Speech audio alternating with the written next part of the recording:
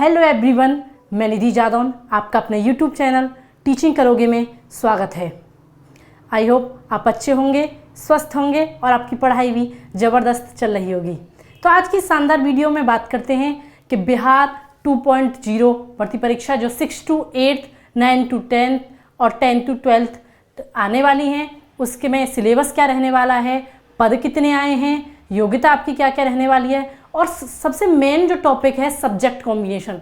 Subject combination किस किस प्रकार से रहने वाला है और आप किस प्रकार से आप अपनी तैयारी कर सकते हैं। तो इस वीडियो में आप लास्ट तक बने रहिएगा, जिससे आपको पूरी इन्फॉर्मेशन मिल जाएगी।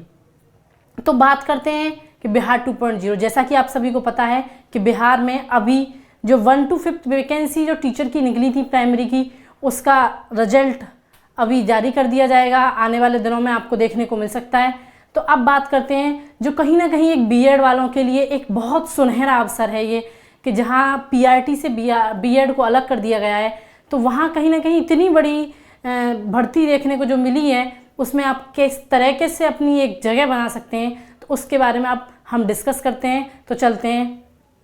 पद कितने रहने वाले हैं, आयु कितनी रहने वाली है, योग्यता क्या क्या है और इसका सिलेबस क्या क्या है। तो डिस्कस करने से पहले आप सभी को बता दूं कि इसमें इस वीडियो के जरिए आप लास्ट तक बने रहिएगा, तो आपको पूरी इन्फॉर्मेशन सब्जेक्ट कॉम्बिनेशन से रिलेटेड सारी चीज़ें, डाउट आपके एक एक करके क्लियर होते चले जाएंगे। तो बात करते हैं सबसे पहले पद।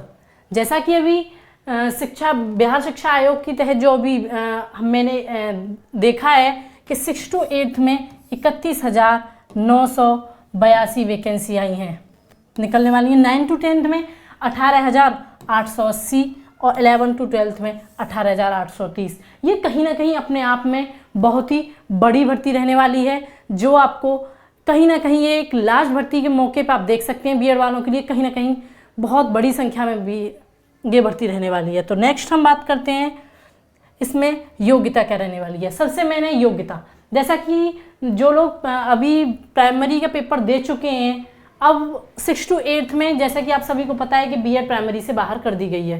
तो अब बात करते हैं हम 6 to 8 के लिए। तो इसमें आपका बीएड प्लस डीएलएड, इसमें बीटीसी वाले अप्लाई नहीं कर सकते हैं। ग्रेजुएशन प्लस बीटेट, मतलब बिहार में जो टेट होता है, और नंबर 2 सीटेट आपका क्वालिफाइड सेकंड पेपर होना चाहिए। इन दोनों में से एक होना कंपलसरी है। अब हम बात करते हैं 9 to 10 बीएड प्लस ग्रेजुएशन, और इसमें एचटेट पेपर फर्स्ट कंपलसरी है। अब हम बात करते हैं 11 to 12 BEd plus post graduation PG, मतलब जो भी हो, और एचटेट पेपर सेकंड क्वालिफाइड आपका होना जरूरी है। तो इस प्रकार से हम आगे जब बात करें तो सब्जेक्ट्स क्या क्या रहने वाले हैं। सब्जेक्ट कॉम्बिनेशन की इतनी ज़्यादा मैंने देखने को मिलती है कि सब्जेक्ट कॉम्बिनेशन किस प्रकार से भरा जाएगा, किस प्रकार से किस किस सब्जेक्ट की हम कैसे कैसे तैयारी करें, तो उसके बारे में हम डिस्कस कर लेते हैं। तो सब्जेक्ट्स की मैं बात करूं कि आप अगर 6 to 8 में मैथ्स से हैं या आप एसएसटी से हैं, आर्ट साइड से हैं, तो आप किस प्रकार से आपका कॉम्बिनेशन रहने वाला है और किस तरीके से आपको चीज़ें एडजस्ट करनी है। तो सबसे पहले मैं बात करती हूँ मैथ और साइंस स्ट्रीम्स की। जहाँ तक 6 to 8 में आपको कोई भी ऐसी कंपलसरी चीज़ नहीं है कि इस सब्जेक्ट के साथ इसका कॉम्बिनेशन बनाना है। बात करते हैं ये सब्जेक्ट कॉम्बिनेशन सिर्फ 9 to 10 और 10 to 12 के बीच में हम देखने को मिलता है। तो इसमें भी क्या है कि मैथ के साथ आप फिजिक्स और हिस्ट्री के साथ कोई भी आपका एक सब्जेक्ट एसएसटी का हो गया, चाहे आप पॉलिटी ले लीजिए, चाहे ज्योग्राफी ले लीजिए, ज्योग्राफी के साथ भी कोई एक होना कंपलसरी है। अब ये कितने ईयर का डिप्लोमा, इसमें 2 years का आपने जो ग्रेजुएशन की है उसमें कम से कम 2 years ये सब्जेक्ट पढ़े हों, तब ये चीज़ वैलिड में आती है। तो अब बात करते हैं कि 6 to 8 में मेन पॉइंट है 6 to 8 में अगर आप मैथ स्ट्रीम से हैं तो आप मैथ में, साइंस में कोई भी एनी ब्रांचेज होनी चाहिए, चाहे फिजिक्स हुआ, केमिस्ट्री हुआ या बायोलॉजी की भी कोई भी ब्रांच हो आपका, आप फॉर्म भर सकते हैं। एसएसटी में भी कोई भी हो, ज्योग्राफी हुई, हिस्ट्री हुई, पॉलिटी हुई, इकोनॉमिक्स हुई, वो सब चीज़। अब बात करते हैं कि अदर सब्जेक्ट में बात करें कहीं ना कहीं, जैसे हिंदी, हिंदी है, इंग्लिश है और तुम्हारी संस्कृत, तो ये सब अदर सब्जेक्ट में आएंगे। तो इस प्रकार से ये सारी चीज़ें रहने वाली हैं। अब नेक्स्ट हम बात करते हैं एज। एज तो जहाँ तक है, अब ये एक बात पहले थी कि जब हम बिहार स्टेट पेपर 1 to 5 से पहले बात आई थी कि इसमें जो हमने वो देखा कि इसमें इंडिया में कहीं का भी स्टूडेंट हो वो फॉर्म फिलअप कर सकता है। नंबर 2, 37 ईयर्स जनरल में काउंट होंगे, कहीं के भी स्टेट से हैं आप, और जनरल जो फीमेल की कट ऑफ है वो 40 ईयर्स रहने वाली है यहाँ। तो जैसे बिहार के जो अदर कैटेगरी में आपको कहीं ना कहीं एज रिलैक्सेशन 1-2 ईयर्स का देखने को मिल जाता है, लेकिन जनरल में आप अगर अदर स्टेट से काउंट होंगे तो 37 ईयर्स मेल के लिए और फीमेल के लिए 40 ईयर्स रहने वाली है। अब आगे बात करते हैं पेपर, जो कि बहुत ही इम्पोर्टेंट है। तो आगे बात करते हैं, इसमें आपके पता ही है कि 2 पार्ट्स में पेपर रहने वाले हैं, 2 पेपर रहने वाले हैं। नंबर 1 लैंग्वेज पेपर, तो लैंग्वेज पेपर में फर्स्ट पार्ट है इंग्लिश और सेकंड पार्ट है हिंदी, उर्दू, बंगाली। अब आप सोच रहे होंगे कि यहाँ 3 और यहाँ 1, ये तो कंपलसरी 25 मार्क्स का रहने वाला है। इसमें से आपको एक पार्ट करना होगा, एक पोर्शन करना होगा। अगर आप हिंदी से हैं तो हिंदी, उर्दू, बंगाली, तो ये 25 मार्क्स और ये 75 मार्क्स।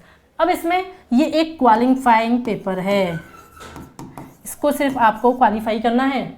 अब ये इन दोनों में मिला के आपको मिनिमम 30 मार्क्स लेके आने हैं। कितने? 30 मार्क्स। आप 30 मार्क्स से ज़्यादा आते हैं तो बहुत अच्छी बात है, लेकिन क्वालिफाइंग आपको 30 मार्क्स, ये केवल एक पासिंग में तो आपको क्लियर करना है। अब नेक्स्ट बात करते हैं जो इसका मेन पेपर है।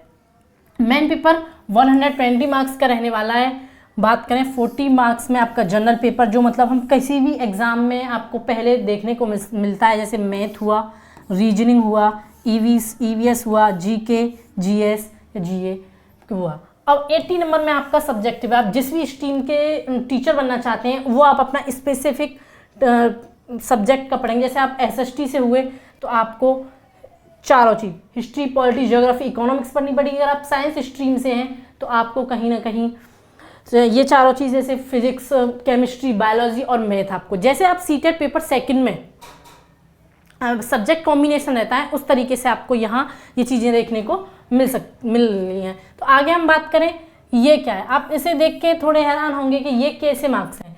अभी जैसे हमने देखा तो इस पेपर में कम से कम सीट जो खाली रही हैं, कम से कम सीट खाली रहें या ना रहें, आपको इतने मार्क्स तो लेके आने ही हैं। कट ऑफ कितने पर भी जाए इससे मैटर नहीं करता है, मैटर करता है कम से कम पासिंग मार्क्स तो ये इतने होने चाहिए। कम से कम जनरल के लिए 48 मार्क्स, ओबीसी के लिए 44 मार्क्स, एससी एसटी के लिए 30 मार्क्स और फीमेल के लिए भी 38 मार्क्स आपको पेपर में लाने ही लाने हैं, तभी आपका एक पासिंग मार्क्स है ये केवल।